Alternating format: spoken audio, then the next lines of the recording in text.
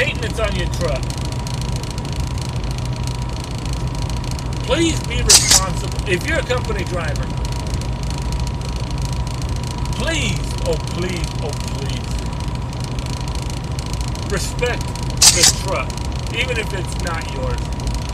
One thing I noticed is, especially with CRST, not with the company itself, but with the drivers, they don't respect the equipment that they use. When they don't, it creates problems down the road for future drivers. Because what will happen is sometimes they will actually trade the truck out for a new truck. Sometimes a truck driver will disrespect the truck, meaning that he will not take care of the truck, he'll not check the oil, he'll not check the tires, he'll just run it into the ground. Inside the cabinets, he won't respect that. He'll break the cabinets. Half the equipment will break. The cigarette lighter outlets for things that you need, like for coolers, GPS systems, etc., get broke because the person really doesn't respect the truck. It creates problems because what happens is after 300,000 to 400,000 miles, the company will actually trade you out onto that truck and put you into a new truck. What they do with the old truck is they put it up for a lease for drivers that work for the company. They decide they want to lease and eventually become an owner-operator. Well,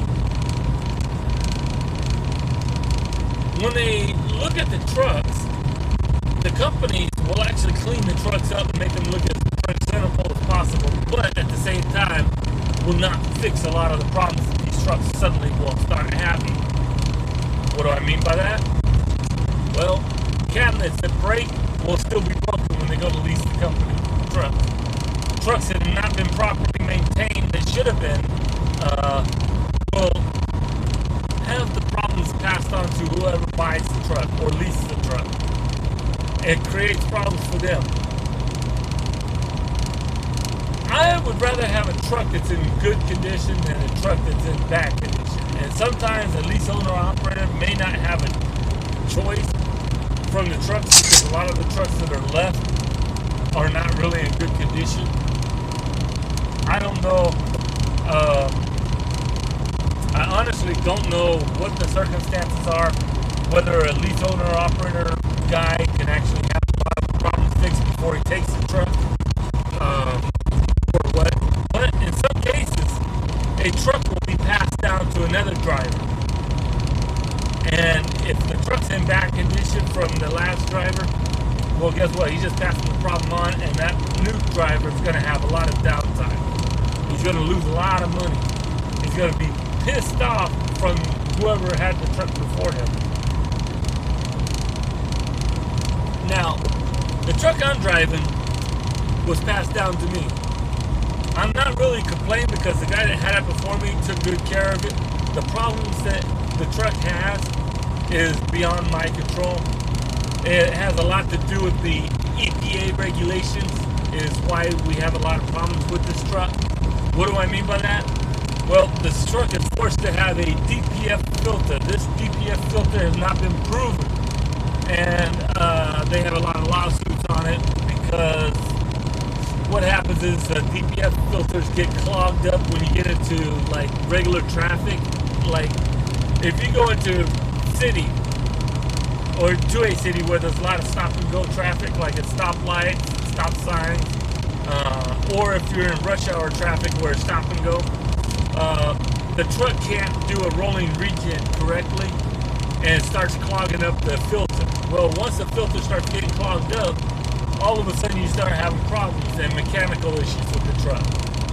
And you need to actually pull over and do a park regen. Sometimes that doesn't really let you know that that's what the problem is, and you have to take it in.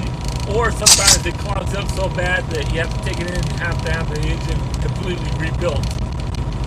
Those cost thousands or tens of thousands of dollars out of your pocket. You lose time and weeks and sometimes months as they have to order new parts for the truck.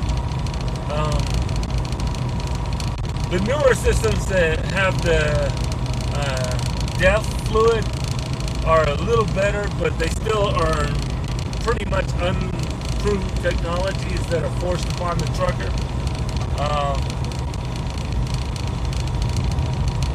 Honestly though, I really can't blame the trucker that had this truck before me, because the truck, when you're running on major freeways like what you see me doing now, the truck runs pretty good. I don't have any complaints about it. The only time I have problems and I start getting worried is when all of a sudden I'm in traffic. And sometimes I get a warning, the proper warning, like the